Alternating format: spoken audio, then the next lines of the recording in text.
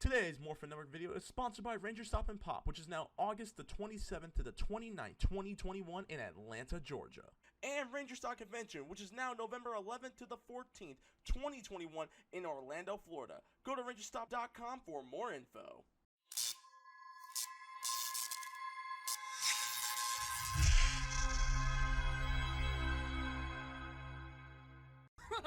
That's all you ask? It will be a pleasure! We are at your beck and call, Master. Personally, I will miss having them around to play with, but destroy them we will. The Power Rangers will be no more!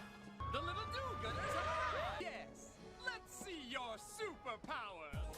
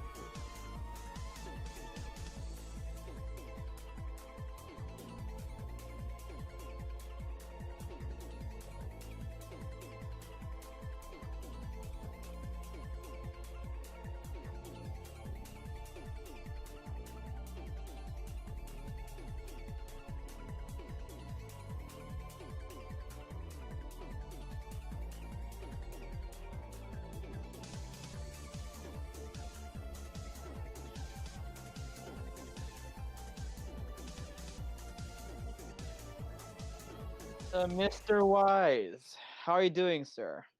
Oh, please call me Ezra. I'm great. I'm great. It's a beautiful Sunday in Southern California. The sky is blue. People are getting vaccinated. It's a bright looking tomorrow. So I'm doing really great. Thank you so much for asking. Excellent. Nice, I hope nice. hope you're doing well. I'm staying safe as everyone else here. So yes, hello everyone. Hey. Welcome to a very special interview. Very empowering your voice actor Ezra Weisz. Everyone, hello, hello, hello. So you guys didn't know, he voiced a lot of characters in the Power Ranger franchise. Hello. So we have examples here. Let me just get the picture. We have Mandalok. There you go. Yes! Look at me as Mandalok Yes, with a fork. Yes, for Power Rangers Wild Force. Really should have been called Mandafork instead of Mandalok. Time travel back. Time travel back. You should do that like Endgame, Avengers. Yeah. Also he did actually one of my favorite villains actually when I was growing up. Hi, Leaky Faucet. That's right. And of course Admiral Abominator. Mm-hmm. Was that me too? Yes. Wow. You're like catching fish in a barrel. I really need to see. I need to see like clips of all of these to make sure that I have to fact check these all to be vetted. I need to make sure those are all like my crazy Power Ranger voices because they're probably all the same voice in some way or another. Yes. We also have Mouthpiece from Power Rangers Turbo. Shush, that was me? Yeah. My And then gosh. we have Look how Numbor. adorable I am. Yeah. Yes. We have Numbor. Last but not least, 3. It's finally here. Won't you lend me your ear? Oh, Was that me? It- Are you sure, Ryan? Did you really like get samples on those guys? And you're like, no, that's still his voice. I mean, we actually did rewatch Netflix, and we actually, Uh-huh. and it was showing stuff credits wise. Right. We also have Lord Litter. I did that guy. That looks like straight out of Alice in Wonderland. He looks like Mad Tea Party style. And of course, one of my favorite villains, because I actually remember this episode really well. The Body Switcher. The body switcher. Wait a minute. One of my favorites was not featured. Oh, I'm going there. I'm going there. We got a wire ray. I can't wait. I can't wait. Destructoid. No way. That's me. Yeah. He probably had just a small little battle scene, and then they got rid of him right away. I think he mainly grunted. Mainly, I did a fair amount of like that kind of stuff. That was my go-to for some of those hairy ones. Yeah. And we have, of course, Liz Wizard from Liz Wizard. Yes. Have no recollection of him. Are you sure I did that many Power Ranger episodes over the years? It says in your credits. Okay. I mean, we got to believe the internet. When has it lied to us? Trump Wise, 2020. Yes. Wise Wizard. Uh-huh. And, Yes. And of course, come on, you should. One of my favorite villains, Lightspeed Rescue, Falkor. Yes, Falkor. Raise the roof. Look how badass he is. Yes. Mhm. Of course, when he was formed, he made Trika. Make you guys combine together. Can you remember how his Falkar's voice went? No. Was it something? He looks like he was someone fancier. Like mean, but fancy. It's more like Shakespearean. Oh, yes. He must have been something a little more foppish. That's it. That's it. Yeah. That's it. Okay, great. Woo! Ah! Yes, I only do 3 voices. The hairy one. No, I'm kidding. And Tentaclaw from Time Force. Yes. Chasm. That looks very familiar. Mm-hmm. Oh, okay. And then You still haven't hit my favorite. And last but not least, wait, favorite. This guy, Millock. No. I mean, you haven't mentioned him yet. Interesting. Yeah. Oh, well, it's not here. So who was it? Maybe show it. Okay, there was a character. I don't know which Power Rangers series it was in. If anybody's watching your stream right now, maybe they can jump in and help us out here. But his name was, and I think I'm saying it correctly, because you just try and like hold on to so many credits in your head, and then sometimes you're like, make more space for other projects and things, like having children and a family. But I believe the character's name was Lotta Mugs. And Lotta Mugs, like an inverted, his face looked like it was an inverted octopus with all of these tentacles, and where all of suction cups had like a face. And I remember Lotta Mugs because whenever he spoke, they multiplied my lines, so it sounded like lots of people were talking at the same time. You know what I mean? Oh, you're both doing your research. Look, you're both going deep. You're both going deep into the Morphin Wiki. Morphin Wiki, and we're like, God can't. Yeah. I think his name was Lotta Mugs. Lotta Mugs. Let me see. But Find them. Well, my researcher finds it. Okay. Let's get that interview started. So, Ezra. Hi. Yes, my awesome good friend with an awesome. My awesome good friend Ryan. With a pizza teacher I actually love. Look at this. This is my son's artwork. Ooh, nice. Because look, there's like a lot of mugs. There's lots of little faces in it. Oh shoot, that's cool.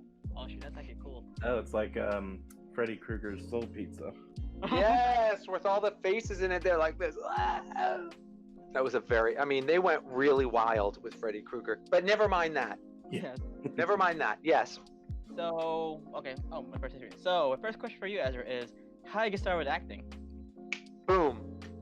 How did I get started? Well, listen, when I started with acting, I am the absolute youngest family member in the entire generation of a very, very large family.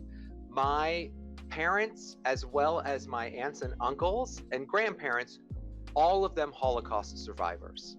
So when they came to this country for safety and the start of a brand new life, they all were like, let's be fruitful and multiply. So everybody had lots of kids. So I'm the youngest of 5. My mother's sister, my aunt, she had 4. Another family had 3.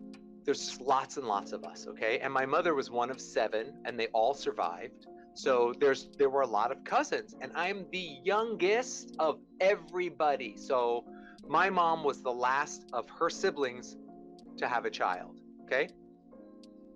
So being the youngest, if there's anybody who can identify with this watching, being the youngest, they find you adorable. Like, you don't have to even do much. They're just adorable. Everybody else grew up. Everybody else got spanked. Everybody else had parents that lost their tempers and their patience.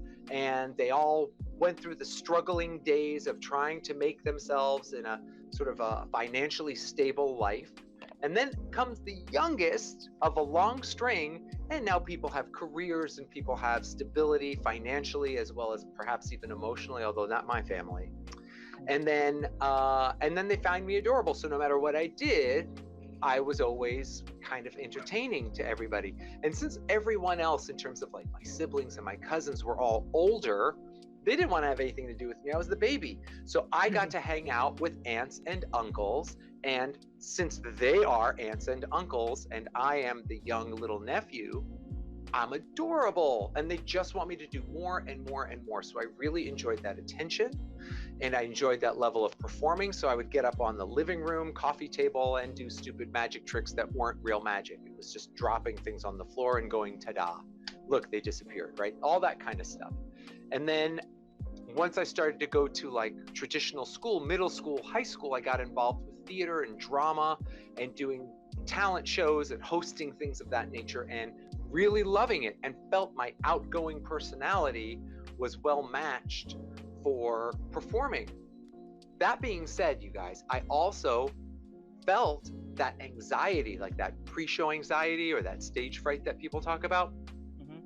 But I have something in me, because I still feel that. I have something in me that says, you're gonna push through that.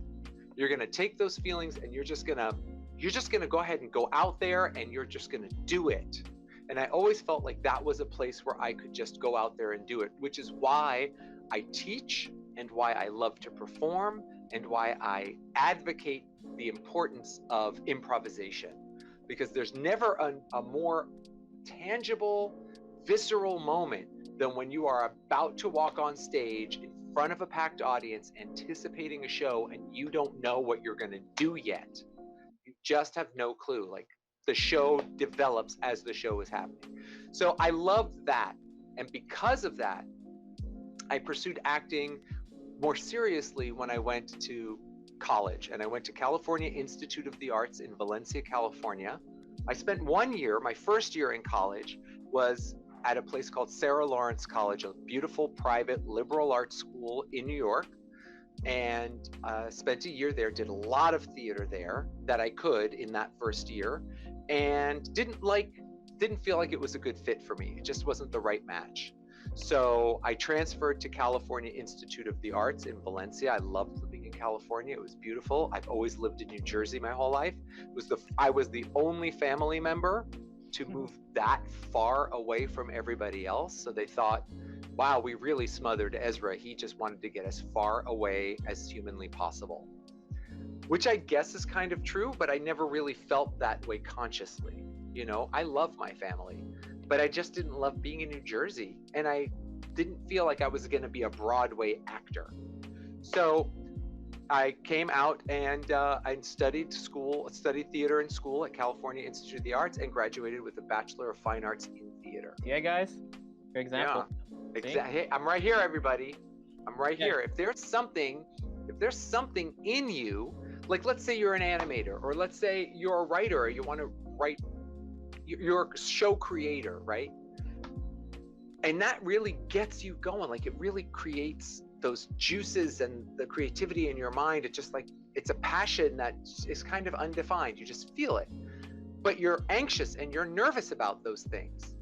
And if it's that particular level of creativity and art form that is residing inside of you, that is the only thing that's going to push through any of that anxiety away for you to still thrive, for you to rise your head up and be like, okay, I'm going to go ahead and submit my script. I'm going to go ahead and finally write down, my idea, and then ask friends, or write down the poetry, or write down the song, or perform as a musician. Like, if it's any of those things, if that's what you're passionate about. And yes, anxiety is in front of all of us whenever we want to do anything. You got, like, you guys, for instance, you're like, hey, let's put together this show. Let's create this. It's our passion. We love Power Rangers. We love everything about it. There's so much there. We want to learn more. We want to share about it. And then you go, oh, but will anybody watch? Will anybody care? There's so much work to do. What if we run out of, like, all of those doubts and anxieties that come before you? But you two said, screw it. We're just going to do it anyway, right? We're just going to push through that anyway. That's how you know you're following your passion. That's how you know you're on the right way to becoming the best you. It doesn't mean you're going to be the richest from it. It means you're going to be the most satisfied and fulfilled from it. And that is a life worth living. Exactly. See, guys? Right? That's great advice there, too. Yes. Now, speaking of which, Ken actually has the next question. He did find a photo, so while he asks the question, I'll try to put it on there. Oh, okay. All right. A photo of me or a photo of that character I was talking about? Character. A lot of mugs, and we. Hell yeah! So, okay, so my brain is not completely dead and spaghetti. So yeah, I was waiting for y'all to come up with a lot of mugs because he's a really weird character.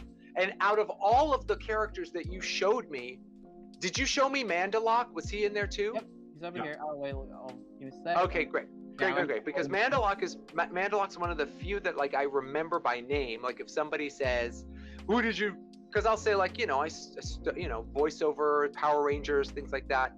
It's definitely a credit that I'm super proud of, and I don't mind dropping it when I have the opportunity, because I know that there's a generation of fans out there, and a new generation of fans out there, and I'm very, very proud to have been affiliated in such a small, minor way. I mean, wouldn't it have been awesome to be like a main villain all the time?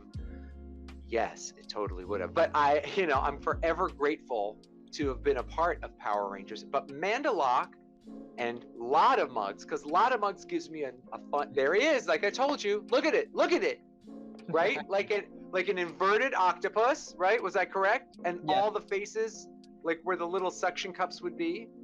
And the trick was, you guys, with that one, like I said, my voice was processed and multiplied. So whenever it spoke, it sounded like there was 100 of my mouth saying those things. Like, so it sounded like really stretchy, antennae, and straight out. It was really fun to do.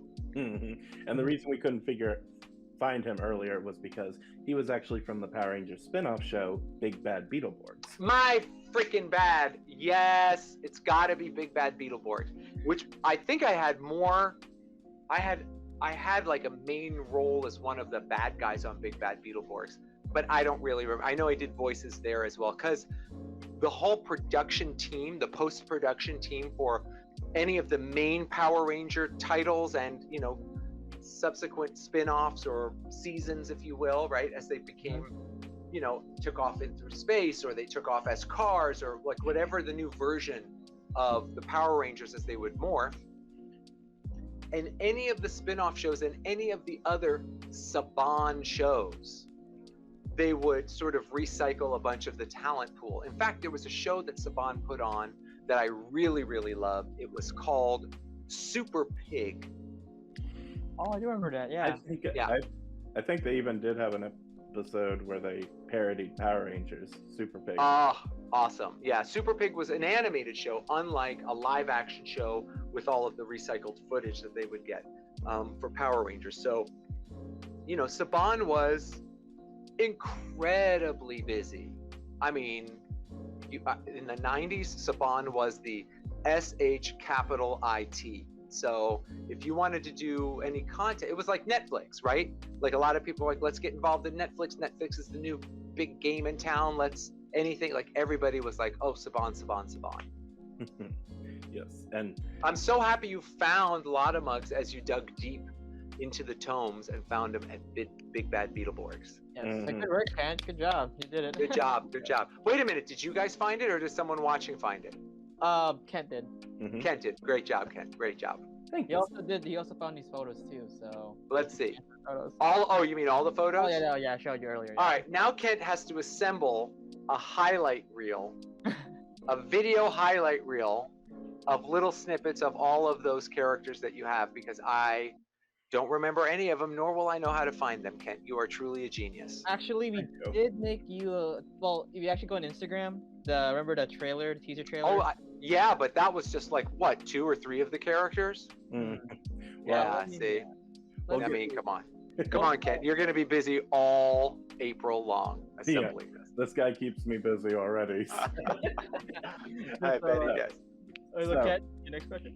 So, how did you get started with voice acting? Well, with voice acting, let me take you back to Cal Arts. I'm a student at Cal Arts. And for those of you that are not familiar with this particular college, it's really unique. It is an arts-focused school. Dance, music, theater, animation is a huge big one. Also directing, it was called DTVC, and it was like for the mixed medias of television and film, and we didn't even have internet yet. There wasn't anything to show for YouTube or anything of that nature. So here I am at Cal Arts, and Cal Arts, the School of Animation, is such a crowned jewel of that school, because it was Walt Disney's school, and Disney Animation Studios would literally use it as a nursery to pluck out talent. So Tim Burton comes out of there, Brad Bird comes out of there, Lasseter comes out of there, right? So we're talking incredible directors and pioneers of computer animation and Pixar studios. They're all from Cal Arts. Not all of them, but you know what I mean. What do those animation students need to do? Well, they need to do presentations of their thesis projects, and what are they going to get the voices for? Either they do them themselves, like South Park, or they ask the theater students, would you mind, you're funny, I see you in the improv show. That's normally because they wouldn't go to the theater shows. So I was doing improv shows, like, hey, you're funny in the improv show. Do you want to put a voice down on my project? I got a 3-minute project, and here's the script, and it needs to be wacky, it needs to be wild. I'm like, hell yes, let's do it. So it was just like a microphone, just a silly microphone, not even USB stuff, because that wasn't even really happening yet. But it wasn't fancy, it wasn't studio, it wasn't professional, it wasn't post-production. And that's kind of how I started, which isn't even a start, because I did it for just a couple of my friends that were animators. Now I graduated in 1994, and once I graduated, I didn't want to move back to New Jersey. I wasn't going to move back to New Jersey. I had a showcase. I just got an agent. I was going out on sitcom shows. I was auditioning for Fresh Prince of Bel-Air, Will Smith's sitcom, right?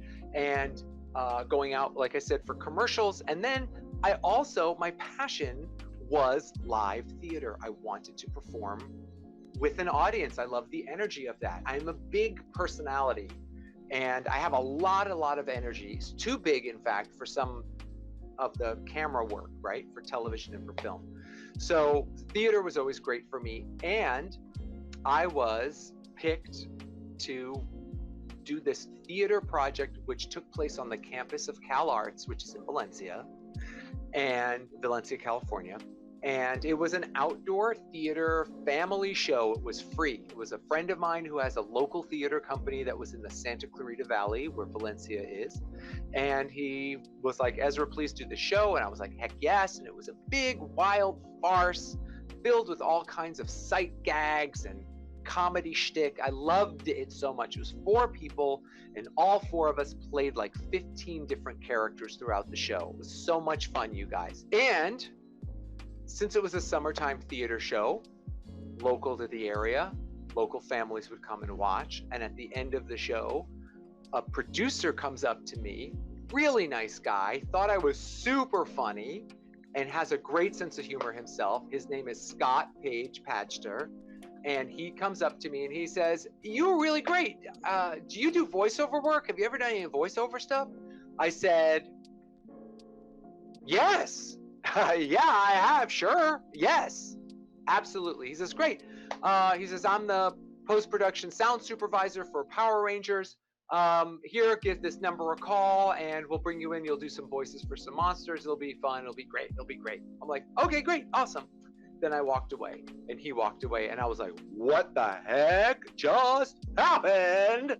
Because Kent and Ryan, I did not have professional voiceover experience. I just had BS voiceover experience that was at school. And I know he was asking me like, am I a professional voiceover actor to some degree, right?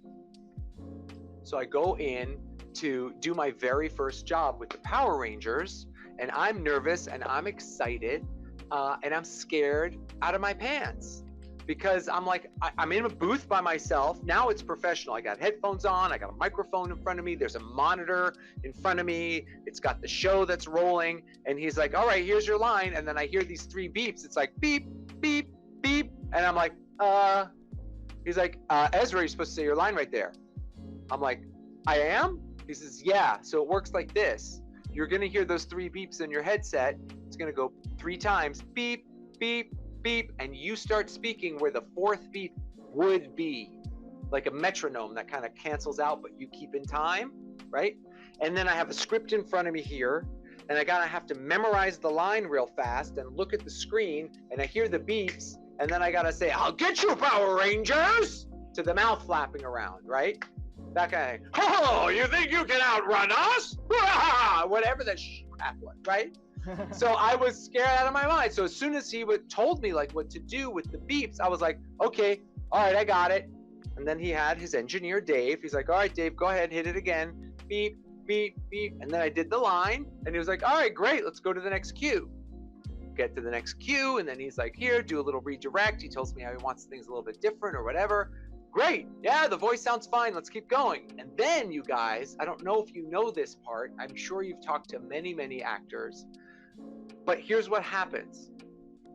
The dialogue, first of all, the mouths of the monsters, very much like the Rangers themselves, they did not move. It was just like mask, right? Mm-hmm. So the monsters themselves, they just sort of articulate with gesturing, and you kind of have to like match the vocal intonation and the delivery inflection with how their body just gestures and gesticulates around, right? So then when that's all done, you have to have those fight scenes, those epic fun battle guitar solo fight scenes, right?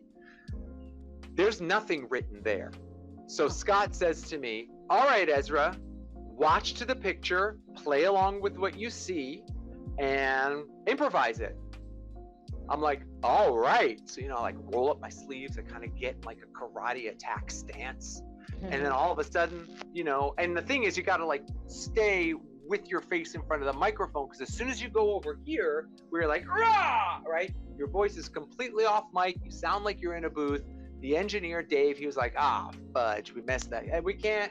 And then Scott stops me. And then this is my children's school calling. There we go. And then he's like, no, you got to keep your mouth on the microphone, which is such a rookie mistake to move your face away. So I love improvising. I already told you all that. And when it came to the big battle scenes, oh my God, I hope you didn't hear that. Did you hear the ringing? No. Okay, thank God. That was embarrassing. So when my kids' school calls, they call our phone, my wife's phone, the house phone. And they're like, "Hey, everybody, here's what's happening at school this week." All right, forget it. That's boring. So then here comes the big fight scene, right? And it's a lot of this. Not a lot of mugs. It's a lot of this. All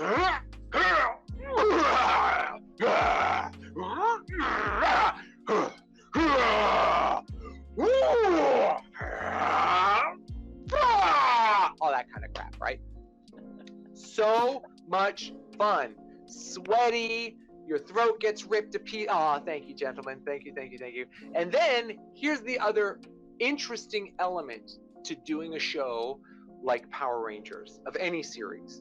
The interesting element is it's a kids show, and yes, it's comedic violence in a way, right? It's violent, but it's not like harmful. They get hurt. It's kind of like a Tom and Jerry's thing. It's even, in fact, I would say it's less harmful than Tom and Jerry, because nobody like gets flattened out or nobody gets like ripped to pieces. They just sort of fall back. And whenever anybody loses to the Power Rangers, they don't die. They may explode, but that means they disappear, right? But there's no death and there's no hurt, not real pain. There's just silly, like, and it's always like revenge yell. And then it's like the big explosion part when you then would be disappearing for the rest of the episode, because the Power Rangers, of course, are the ultimate victors. And it's like, and it's got to be in some way a little bit silly so that it plays well, not only for the audience, even though we know that parents didn't like children watching the show because they felt like it was too violent. Yeah. But it was still like funny enough for the audience to be like, yes, and for the lawyers and the censors to be like, oh, okay, it's all right, right? Because what is better if you are a child and you love the Power Rangers than to like jump around and off the couch and pretend like you're a Power Ranger? There's nothing better. There's nothing better than like attacking your younger brother and smacking them against the couch and smothering them with pillows, being like, I got you! Which is exactly what my brother did to me since I was the youngest, except he pretended that he was Spider-Man and I was Green Goblin. Wow. Well, I love Spider-Man too. So, next question is you actually answered question 3. So, Kent, question 4, please. Okay. How do you find the voices for your characters in Power Rangers? Like, what a great question. Right. The thing with the voices of any of those characters that you saw, the number one thing for me, my particular process, which is a garbage word to use because it's not any system, it's not really a process. I look at like what the character looks like.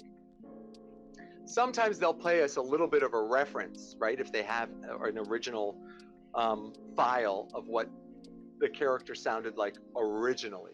But for Power Rangers, they really didn't even have that all that much. So it was like, look at it, and based like if it had big teeth, you know, or if it was if it had like a regal wear, and you're like, I'm so big and powerful. Or if it was like somebody who, a lot of those characters were henchmen of sorts, right? So they were always a bit submissive, and yeah, they just wanted to please, and they'd be wild. And, oh, whatever you say. Oh yeah, let's get him. Yeah, we'll go get him. You just kind of like look at the character design, and from that character design, I would imagine, well, what would it be like if I was in that?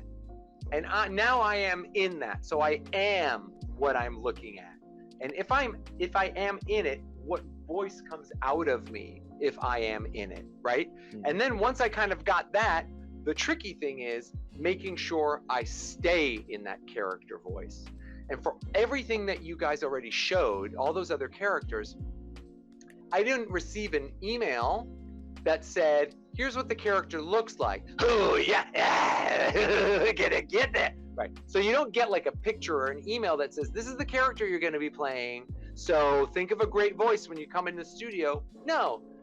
Scott knows that all of the voice actors that he was bringing in, that they're creative and they're fun, they're good people, they're good personalities, they make him laugh, they get along with each other, they have banter, you know what I mean? It's like how important a good relationship in the workplace is. You'll be able to be productive and be creative and be inspiring to one another. You know you can rely on them because they deliver with their job and they kind of surprise you in a delightful way. Like that's the same thing that goes on here which is why they continue to use a lot of the same actors. Now, when I started, I was the youngest in the pack. Everybody else was already established and older in their careers. So Richard Epcar, Michael Sorich, Bob Pappenbrook, these guys were giants. Literally, they're all big guys, right? They huge voices, incredibly gifted, mentors to me, right? And it was like intimidating at times because we would be in a Walla session. A Walla session would be like where a bunch of actors would be together and we're doing all the background voices and all the smaller incidental characters where there's like one or two lines of people like shouting stuff out in a crowd or stuff, or chanting if it's a big army of people chanting. Like you would have 5 actors together in a booth and all of us would gather around the microphone and we would do those big crowd scenes. Those are called Walla sessions, right? Mm-hmm. And I'm in there with Wendy Lee. And Wendy Lee, I was just like so enamored by her talent and her kindness. And Wendy Lee, you know, I remember being in that booth with her and being in the booth with Bob Pappenbrook. And it was like, I was just, you know, do your best job, Ezra. I'm talking to me right now, right? Do your best job, Ezra. You want to look good in front of these people. You want to gain just a small level of respect because you don't want to interfere their workflow and you want to represent yourself well. So, and all of them are genius voice actors who are also able to develop a voice of a character instantly, as well as execute and perform it immediately. So a lot, to answer your question, Ken, a lot of it is, let me look at the picture, let me see a little bit of the scene. I give out a sample voice to Scott, who's directing it. Scott says, oh, that sounds kind of similar to another character. Go try something else, give me a new choice. I'll go for a new voice for it based off of what I'm seeing, right? I'm very inspired by the image of it. And then he'll be like, all right, that's good. Let's use that one. That one, oh, that's a funny one. Okay, yeah, let's use that one. And we'll go. And we all love our work. We all took our work very seriously, but we always had fun in creating and making.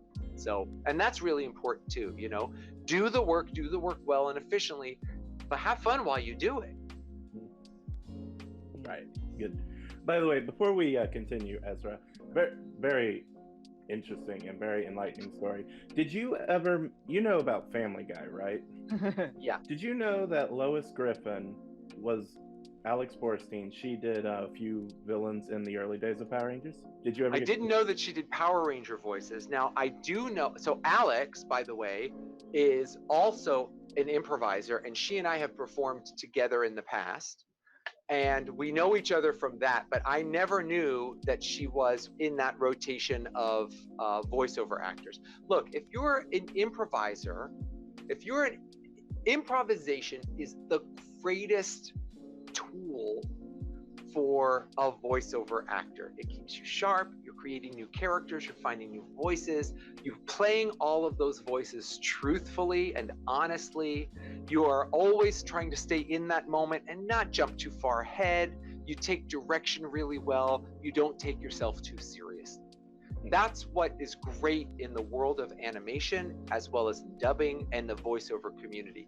The people that just do voices, the people that just want to do voiceover work because they love anime so much and they want their voice to be in an anime, and all they're doing is like working towards that, or animation. And just, I mean, if you want to be in animation, no matter what the cast is, look at the variety of other characters everybody is playing, with the exception of Yardley Smith. Like, look at how many characters all the voiceover actors are doing, and they're all funny, quick-witted, fast improvisers.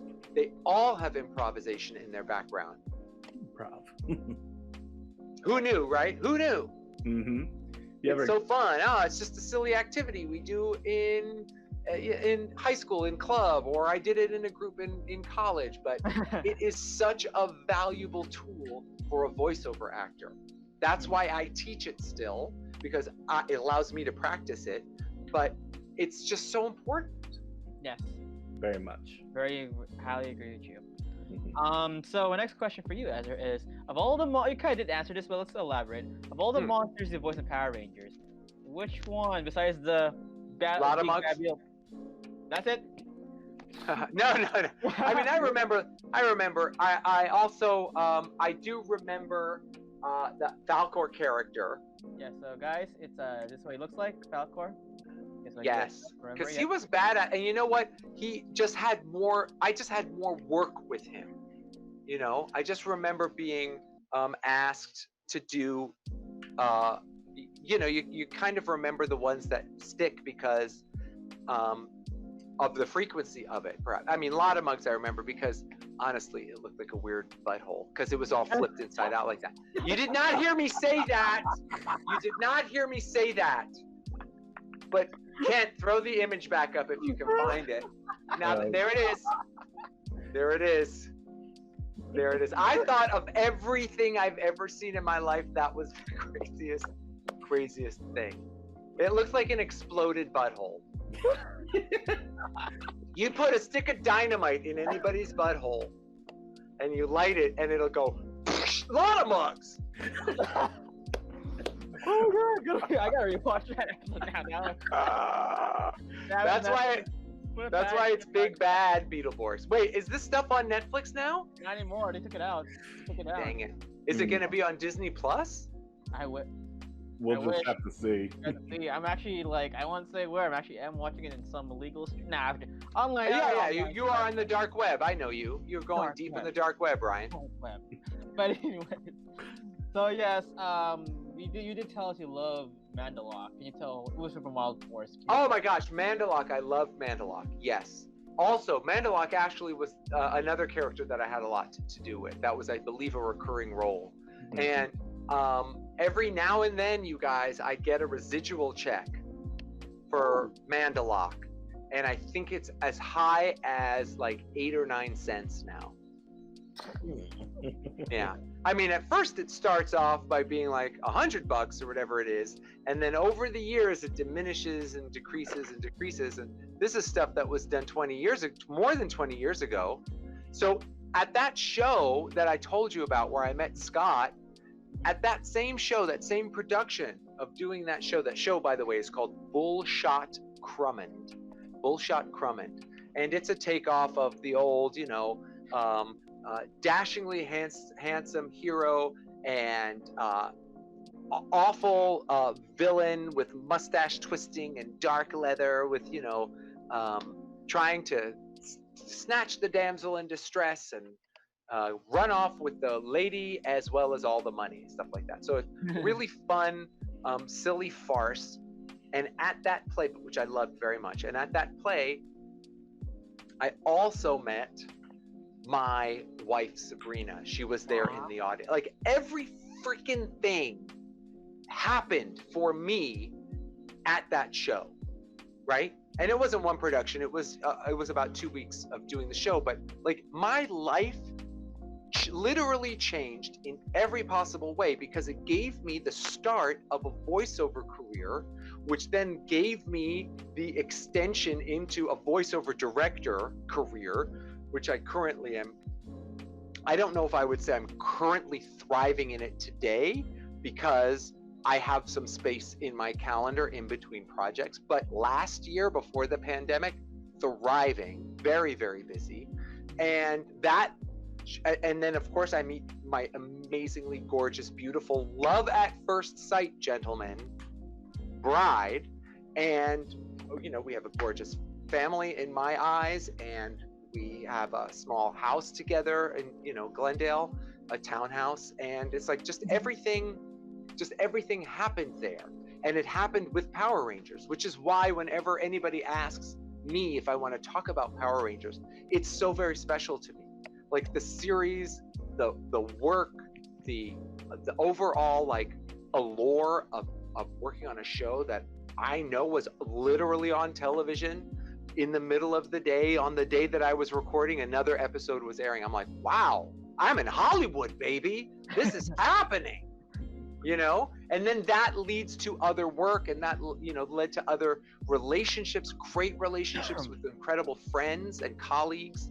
It's just everything happened for me there. So yeah, Mandalok is one of those characters that now I got established and confident enough. And you always have to audition for these roles, right? They'll be like, Ezra, can you come in, can you audition? Whenever it was a new season, right? If it's a new season of Power Rangers, they were looking for new Rangers sometimes, right? Then they're always looking for the bad crew, the 3 or 4 like main actors that would have real scenes. And in Valencia, this is where their post-production as well as their sound stage was. You guys, I remember walking downstairs into the sound stage where they filmed all of the English American scenes. Like I would see the sets, I would see the big like monster puppet suits that they would have so that they would match the Japanese footage when there was like a scene that it was incredible, like big monster things, you know. You could only imagine being such admirers of this particular franchise, how cool it must have been to like see posters and the actors' headshots on the walls, and then you go down into the set and you're like walking around on the TV show. And this was me just graduating from college from New Jersey, a dude who had like no clue that I would be so close to smelling this dream and living and looking at it all. It was insane. Definitely. It was insane. So it's all very, very special to me. And thank you so much, Ezra, for being part of our childhood. So I was legit 5 years old when I first heard you. So yeah. I'm so glad I'm such an old man. Nah, you're young at heart. Look at me. I am. I'm totally young at heart. I'll say this too. Like, Lightspeed Rescue was the first season I watched on cable. Yeah. Because I didn't have a cable TV back then, but that's why I fell in love with Lightspeed Rescue. Now, speaking of which, you're also an anime voice actor, so Kent, pick it away. All right. How did your career in anime take off? Well, Kent, it all kind of segued very, very naturally into working on anime. So at first, I was doing some of those Saban animation that's not American animation, that was purchased and acquired animation. I'm not even sure if Super Pig is Japanese animation or if it's Korean animation. I'm not sure where the origin of Super Pig was. But that was directed by Wendy Lee, and Wendy Lee was also directing other anime. And when she was working on other anime, she would recommend my name, as well as I got a random call. Because you look, if you're in the booth, like I said, I was there with Richard Epcar, and I was there with Michael Sorich, and I was there with Doug Stone, and these guys are powerful directors. They work a lot. And when they wanted to have other voices, and you've got a show and you got to fill it and you need new voices, then they would call upon me. And they would sometimes call upon me at like 11 o'clock at night. They'd be like, yeah, we got a big schedule. Is it there? You found Super Japanese. It's so cute. It's so cute. You guys would look like adorable. So that led me to a brand new company had just kind of started up doing anime dubbing here in Los Angeles, and that is called Bang Zoom Entertainment.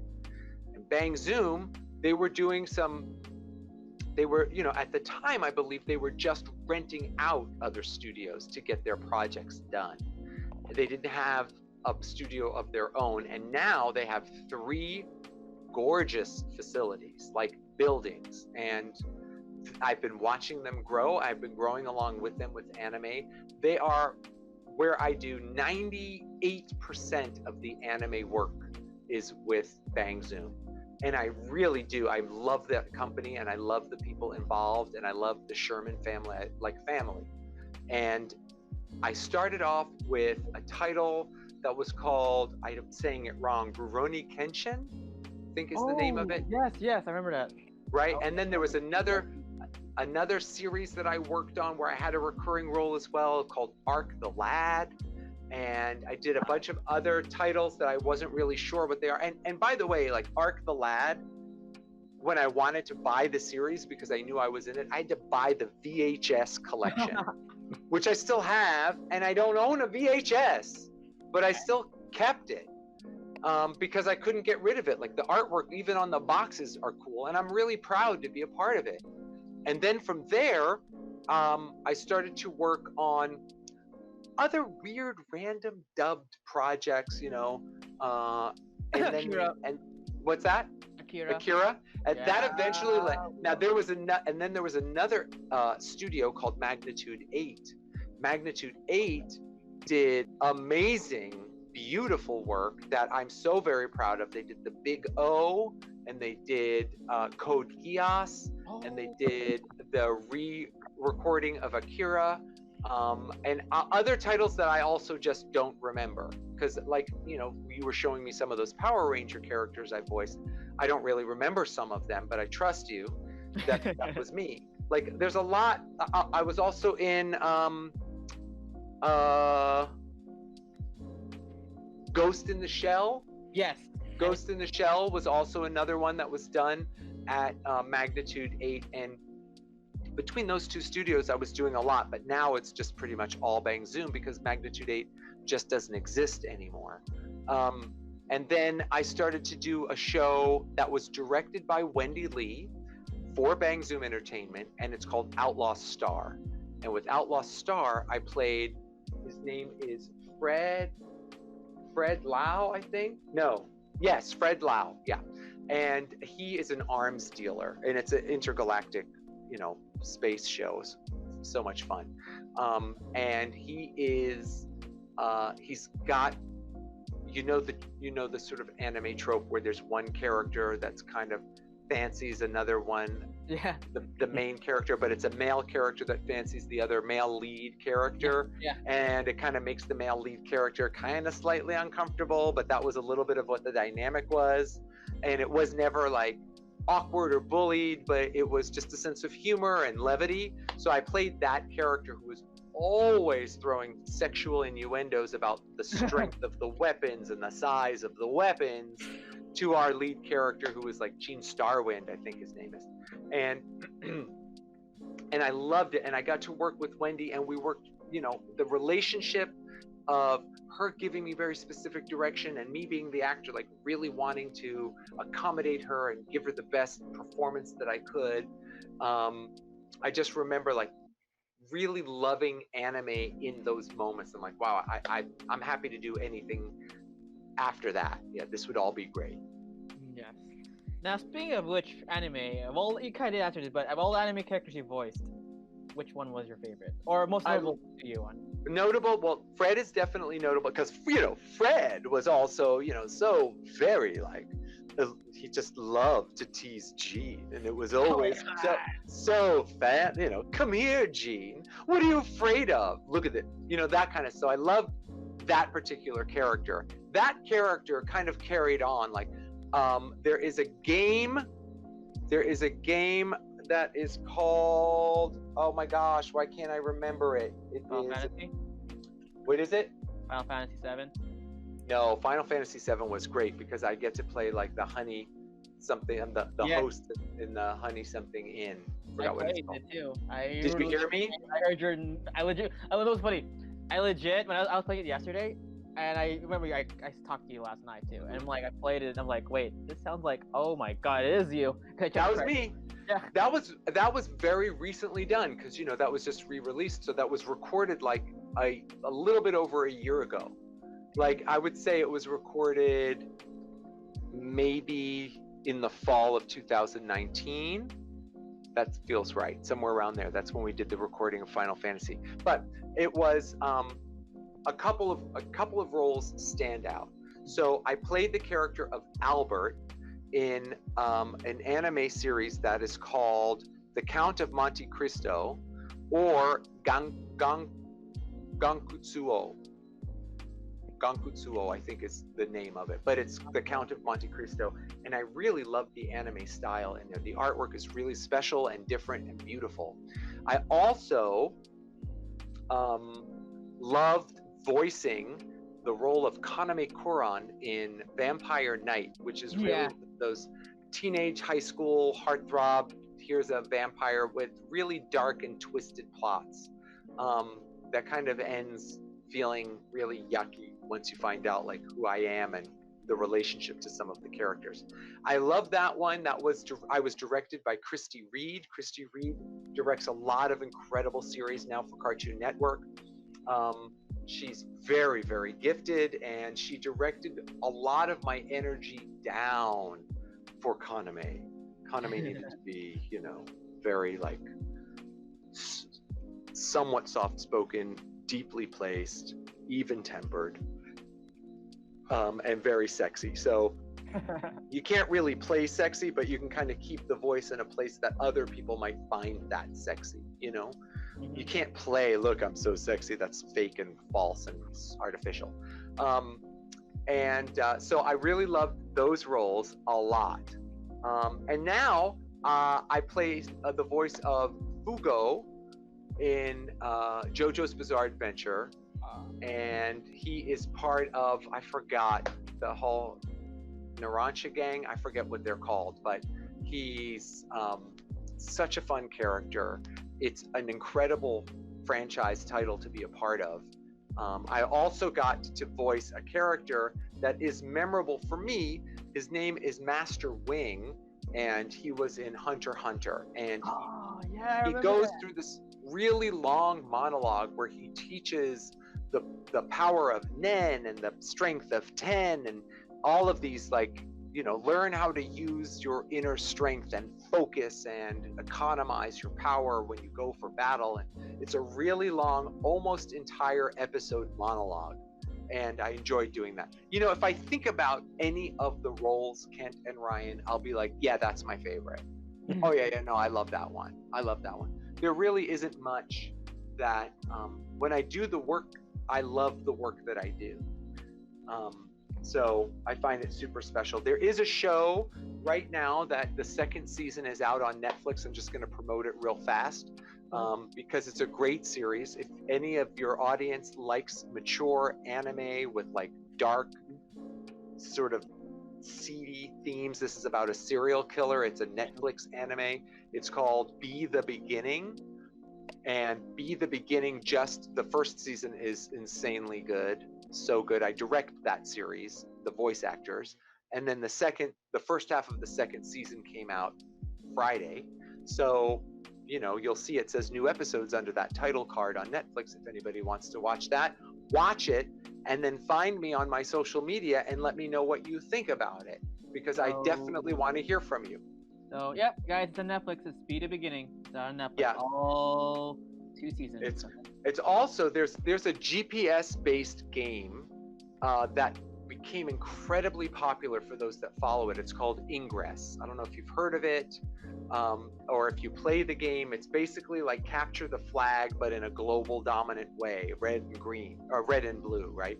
And Ingress has a huge community of people using geotags on their phone. It's by the same development company that did Pokemon Go. So they use all the GPS work, right, from Ingress, and then they just made it cutesy and made it Pokemon Go. But Ingress was basically like the hardcore, like Cthulhu gameplay, where people like to get dressed in character and you play and follow the game, and you get videos on your phone about, you know, new information and where energy hubs are, all that kind of stuff. That's all like deep inside of the game. So they also wanted to create an original anime. So it's called Ingress, the anime, and that is also on Netflix. And that one is also very, very good, really deep, beautiful animation. And then there's another series that I directed. I don't know if these are any of your questions, Kent and Ryan. So if they are, scratch them off. You know, but there's you legit answered all of our questions already. The last 4 questions, like, all answered. Okay, great. So there's another anime that I directed that I'm so freaking proud of. It's so good and so beautiful, but it's not for everybody who loves anime, and I get and respect that. But the audience that finds the show and it speaks to them, they love this title, and it is based off an old anime that was done, I think, in the in the mid 60s. It's called Megalobox. And Megalobox is basically like the story of the underdog who just doesn't get the right opportunities because of wealth and status, but he has the talent to be a fighter. And he always has to take the fall because of gambling purposes, and he's just got the wrong people guiding his career because he's a young guy. And it's just watching his rise over the first season. And they just announced that season 2 of Megalobox is coming out only in Japanese, most likely on Crunchyroll. But I'm hoping that I will be contacted by Viz Media to direct the English adaptation of that incredible series called Megalobox. If anybody is watching, and you know what, Ryan and Ken, you guys, watch that. It's so good. I think you will enjoy it. It is, it is an anime where it's a story that you can get behind, and it doesn't go into other realms. It's not like Sword Art Online where you gotta fight other characters. You know what I mean? It's not some Renaissance throwback. It's slightly dystopian, slightly in the future, really relatable characters, as well as all of that anime appeal. So I think you guys will like that one. And not a lot of people are seeing it, and it's been out for about 2 years. It's such a good anime story. Yes. Nice. Yes. So guys, you technically answered all our questions, and great, thank you, Ezra. Oh, wait, guys. Here is the in Netflix, the beginning. It's already Netflix. Oh, that's it. That's right. There you go. So Ezra, since you answered all of our questions, this is like literally the last questions. Are you ready for the fans? Is anybody watching, or is it just the 3 of us? Oh, there are fans actually asking questions. Yeah. Well, bring it on. I thought it was just us. I didn't know people were like really here. Yes, so Fred Martinez has said, well, yeah, he said, favorite anime project you've done. You kind of answered that. What film would you like to work for? Or what film would you have been like to work for? I think that's what he means. What film would I have liked to work for? Yeah, I think like, let's see. Basically what that means to me is like, what am I jealous I wasn't a part of that looked really awesome? You're right? It's like, because it's like, oh man, what are you so envious of? What do you turn green with envy when you're like, oh, I wanted to be in that, it looked so cool, which is WandaVision. But other than that, WandaVision looked so freaking cool. Or like any of those Marvel things, like how great would that have been to be a part of that Marvel family? That would be just so much fun. I'd much rather something like that than like Game of Thrones. No offense, no shade. Game of Thrones is awesome. It's just not my genre. Like, I don't get into that. I think, there are some shows that I'm like, wow, if I got to be in Breaking Bad, how awesome would that have been? I would be so proud, because a show like that is 2 things. Number one, it's beautiful art, right? Like Sopranos. It's just beautiful art, amazing storytelling, great acting. And on top of that, it's historic. Like when people talk about binge watching and they talk about the whole, look, we're living now in almost a decade of what binge watching is. And a show like Breaking Bad, some would say shows like The Walking Dead or The Wire, shows like that they're the ones that like led the way. And they said, you know what? We can tell a great story longer than a movie, longer than 2 hours or 3 hours. And we can do it as well, if not better. So we don't have to water down our episodes and just give little bits of story points. Like, we can make it significant because we're going to have a huge growth. So I would love to be a part of projects like that. That would be super great. But I feel like that almost sounds like that I don't appreciate the things that I do. If I didn't, my answer would be, I would want to be a part of a series like Power Rangers that was able to like shape the imagination and creativity of an entire generation, which was a major super hit that was free to everybody on public television. You know what I mean? It would be an answer like that if I wasn't. I would love to be a part of an anime like Attack on Titan, which is such a monster big hit that really like speaks to everybody, or My Hero Academia, which I know kind of surpasses Dragon Ball, Fairy Tale, big shows like that, where you say you don't even have to like, you don't have to know any other anime, but you know those titles. Yes. Like a show like Megalobox, for instance, a show like Arc the Lad, a show, even a movie like Akira. Like, how freaking insane is it that I'm in Akira, but I still don't feel worthy? I feel like even the original version is the real version, not the remastered version, not with new voices version, you know? I'm like really honored to be a part of a freshened version of it. But I was already in awe of what it was and what it meant in the history of animation as this substantial tentpole of a feature film in Japanese animation. So I already have been a part of so many things. I'm incredibly grateful. I can't believe it. I can't believe it. It's pinch myself kind of thing, you know? Right. Oh.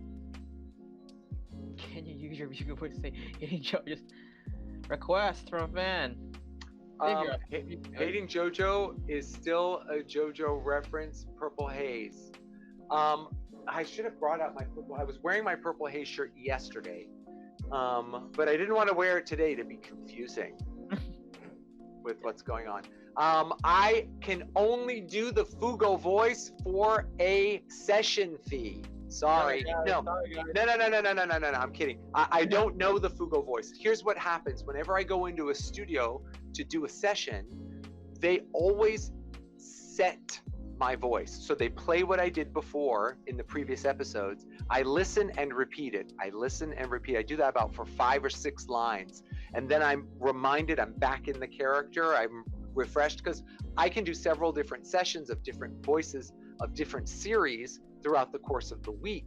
So I'm not keeping them all here. None of our voiceover community does it like that. Everybody will always say, can I hear a reference of how that character sounds when I did it? Because we have a different brain set than a fan does that watches and absorbs it, and you hear it in your head, right? So you hear our voices as those characters in your head.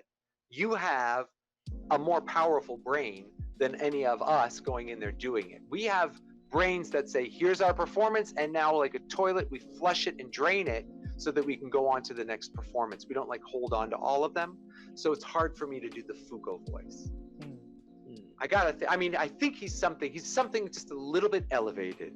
You know, oh, please, Narancha. Would you shut up? JoJo, you know, it's something, it's some placement in there. I know that it's also part of his attitude. I'll follow him. I'll go after him. Stuff like that.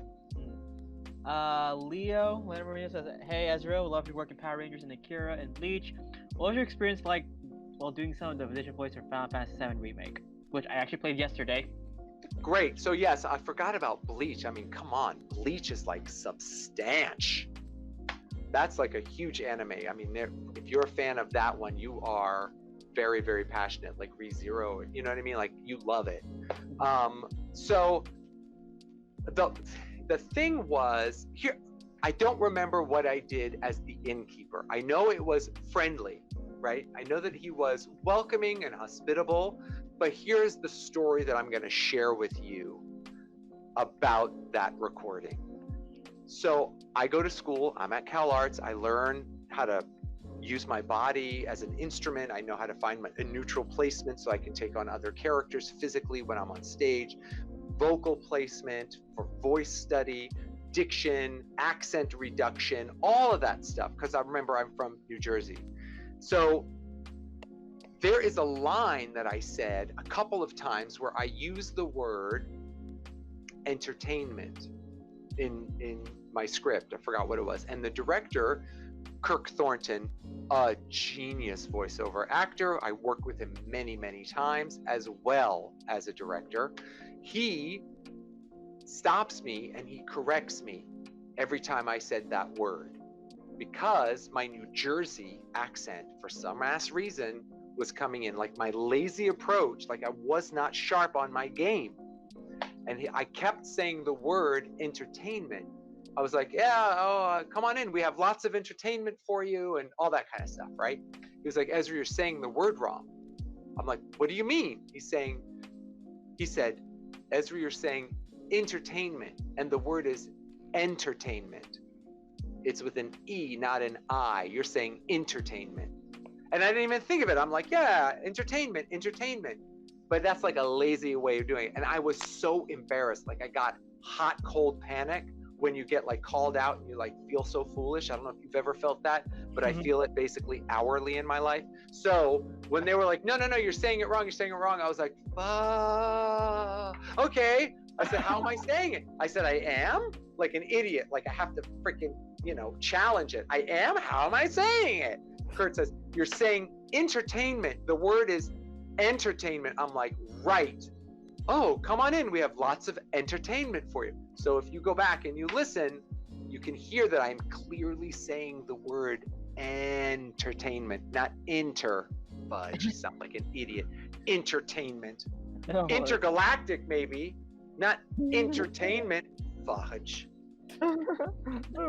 Anyway, there's a little behind the scenes story for you. One thing we haven't talked about that I definitely have to say, which is kind of like, I have a whole slice of my life that is dedicated to how much I love this show and the years that I put into it, which is I'm recording the 4th season of a show that's called Miraculous Tales of Ladybug and Cat Noir. Oh, shoot, my God, I love that. Have you heard of it? Of course, I watched the first 2 seasons. I'm still in season 2. Oh, you're amazing. So you've seen my characters because I voice a few in there. So I don't voice any of the main characters, but just like Power Rangers, I played the villain of the day episodes, right? Where I'm the person who then my wrong has to be righted by our heroes. So that is a show that I absolutely love. It is a show that I'm very, very vocal and very active with the fan base community of Miraculous. And if anybody there has not seen Miraculous, you can definitely watch it on Netflix now, and it will be moving, I think, forever to Disney Plus shortly. And they have all kinds of things. They've got specials and they've got shorts. There's YouTube channel content. That's the word, content. So it's a show that I love very much.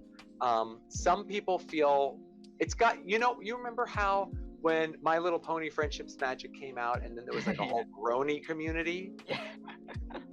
So this show is like that, but not with a brony community, because the brony community is its own level of fandom.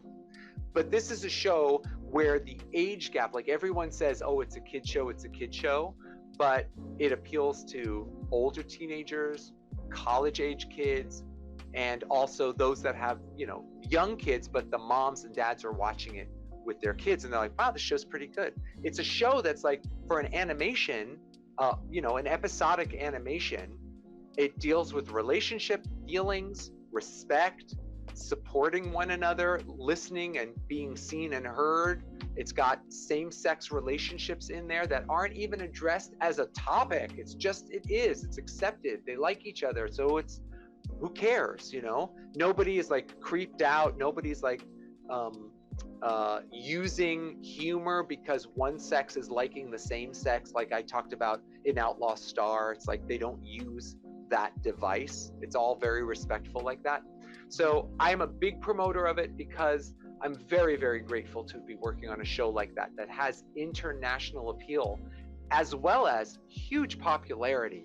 And in terms of the show's ranking, it ranks very, very high on the Netflix children's content, number 1 or number 3 in any country that you look at the rating. So I just wanted to put some love out there to anybody who's watching to maybe check out that show once or twice.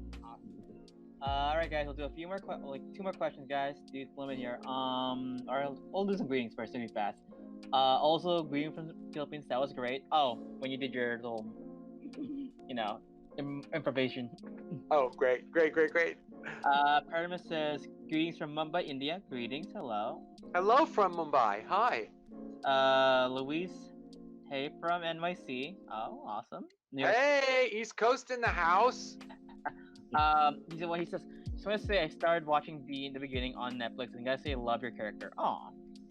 Oh, great. Well, my character is nothing in Be the Beginning. Thank you for saying that compliment. That was very, very nice. I directed the show. I directed the English dub of Be the Beginning. I do play one small character named Albert, and Albert works in the police force, but it was just a very kind, like, a gimme. They're like, all right, give Ezra this role, because I was very, very busy directing it. So, so I'm glad that you enjoy Be the Beginning. It is really, really good, especially if you like dark, murder, blood splattery kind of serial killers mysteries. Auntie Davis says, hope you're not from the Lakers. I love your voice in Lightspeed Rescue as Falkor. Aw, awesome. Thank you. He also says, I also love you as Fugo from JoJo's. Oh, Yes! I love the JoJo's. I love them. Oh, my parents are here.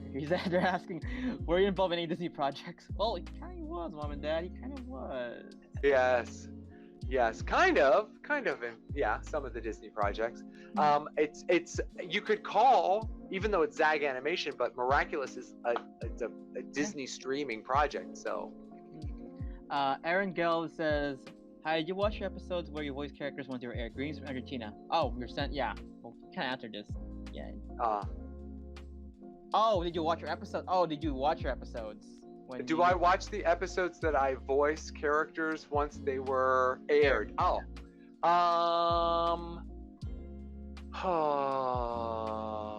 Does it make me sound so vain if I say yes? Because I do like to see how it all turns out. I do like to watch it and see how it all turns out. Hold on, let me turn on a light real fast. Yeah, it got dark very quickly. Hey, at least. Oh, well, we talked through the sunset. It was such a bright sun and a beautiful sunset, and now it just got dark. Okay.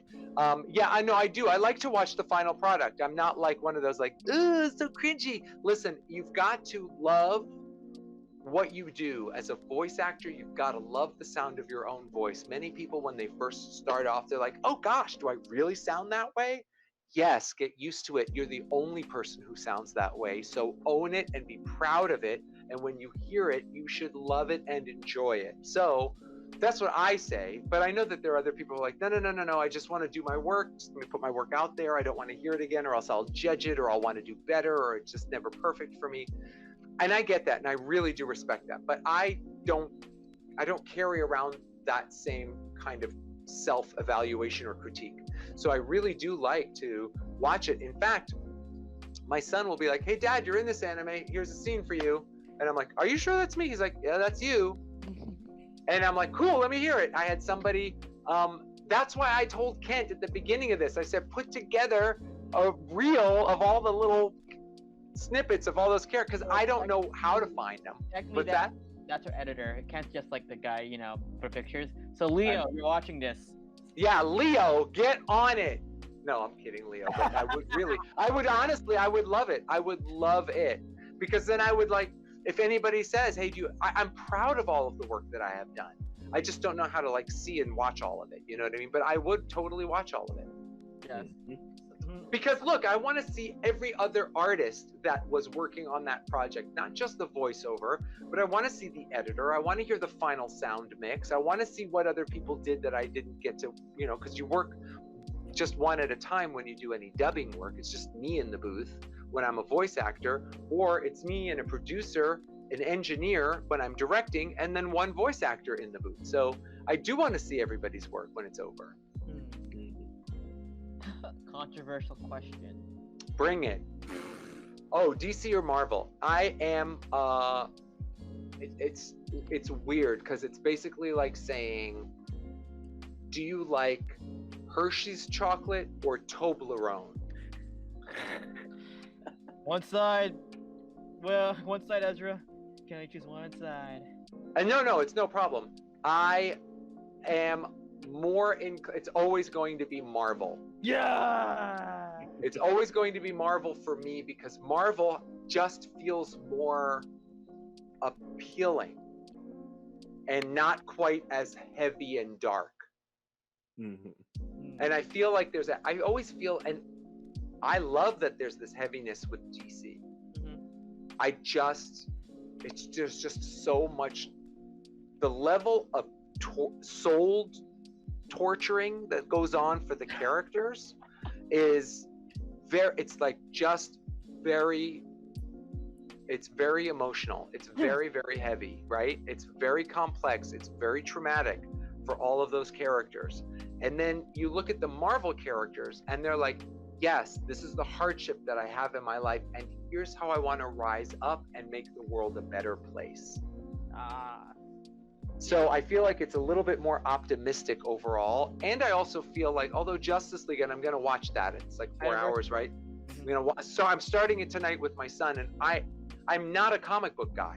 So DC and Marvel, I'm only basing it off of like, what did I watch? What did I love?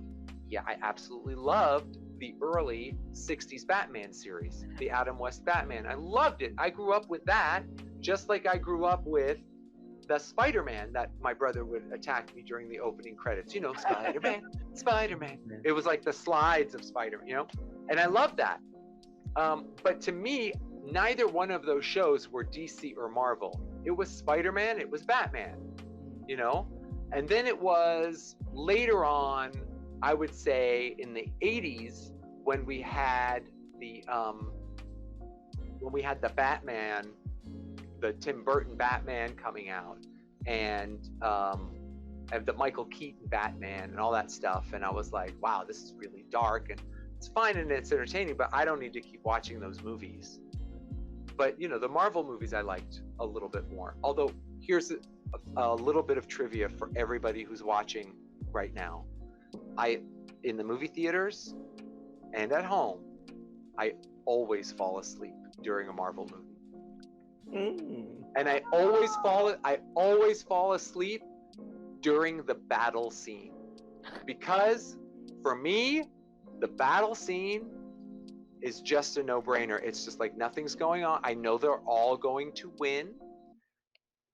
I know it's just going to go on for 20 minutes. It's so noisy. I get overly stimulated and I just start to drift away and take a snooze. But leading up to the big battle, like the first 2 acts of the movie, character development, humor, plot twists, you know, the plan starts to develop.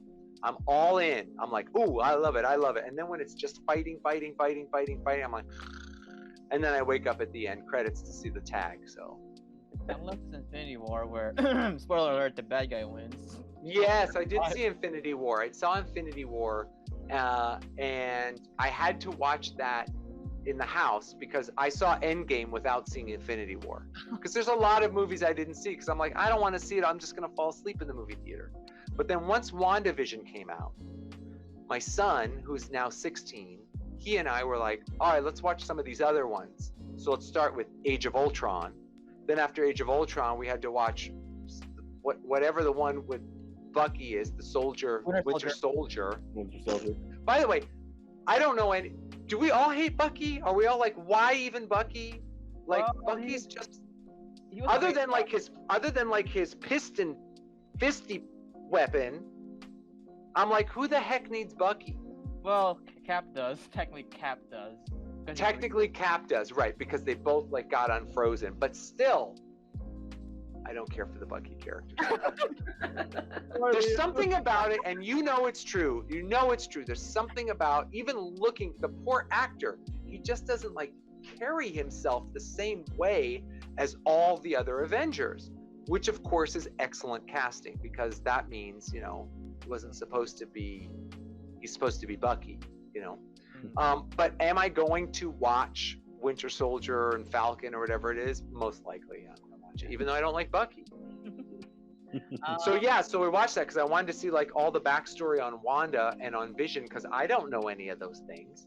So I had to see how Vision was developed from Jarvis, and that was pretty cool. So I kind of like Marvel a lot more right now. I'm gonna jump into 4 hours of Justice League. Let's have an interview next week, and I'll tell you what my answer is then. It will be Marvel. Well, we do have actors come back occasionally, so maybe. Yeah. All right. You know how to find me. Yes. We'll do one more question, guys, because of course it's getting late. One more question, guys. Good question. Last question for today. Do you have any advice for any aspiring voice actors? Oh my gosh, this was one of your questions. So yes, I would also, first of all, you've got to love acting more than you love wanting your voice in something like an anime or a cartoon. You've got to love it because there's, as you've all heard several times before, everybody talks about it. There's just a tremendous amount of rejection. Like, it just doesn't happen. If you take the right class and you meet the right person, that means you're all of a sudden going to start having a professional career as a voiceover.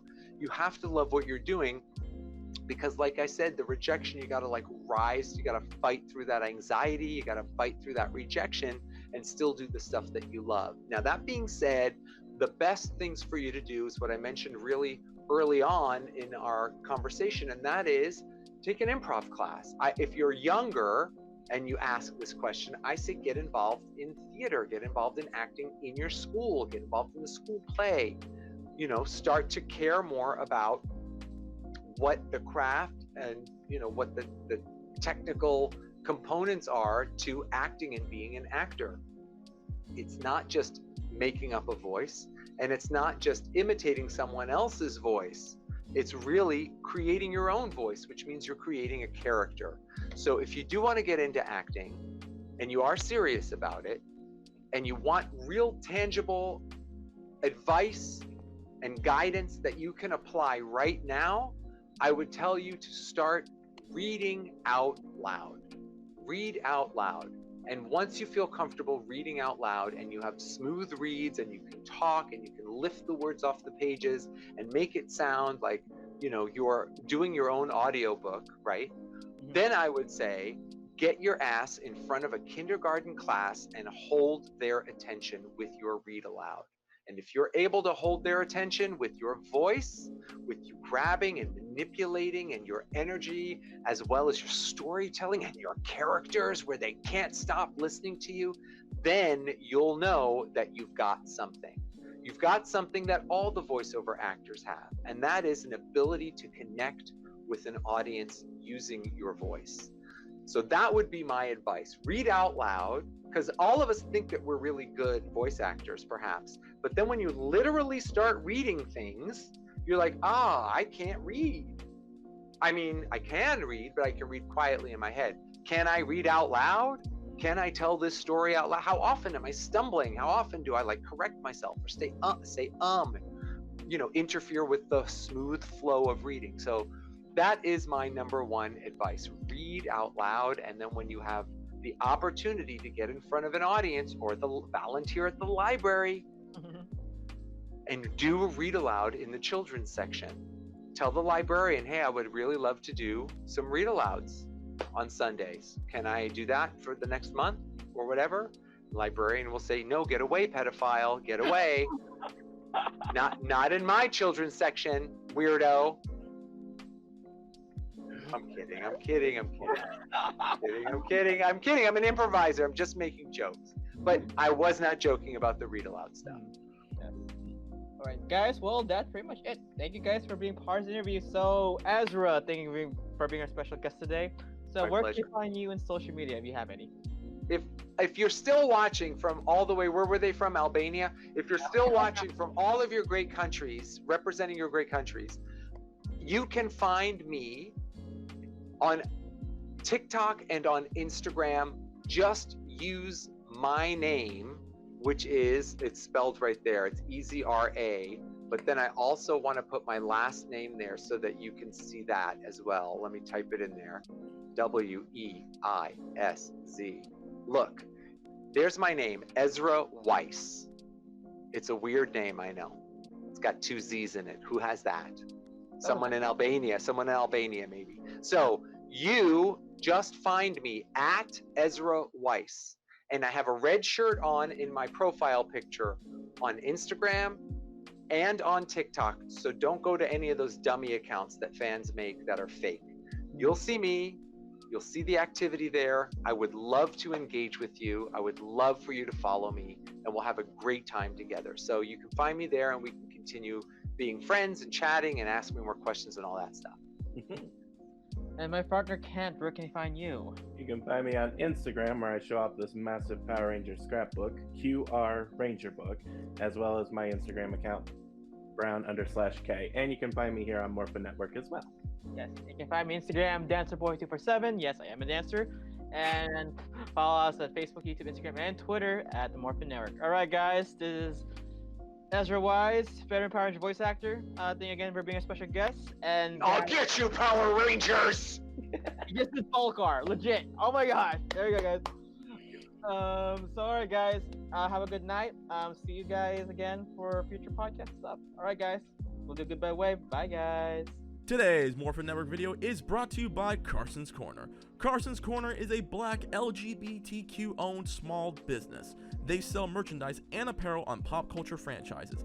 These franchises include King of the Hill, Dragon Ball, Sailor Moon, and of course, most importantly, Power Rangers. If you're interested in getting their amazing merch, be sure to check them out at www.carsonscorner.com.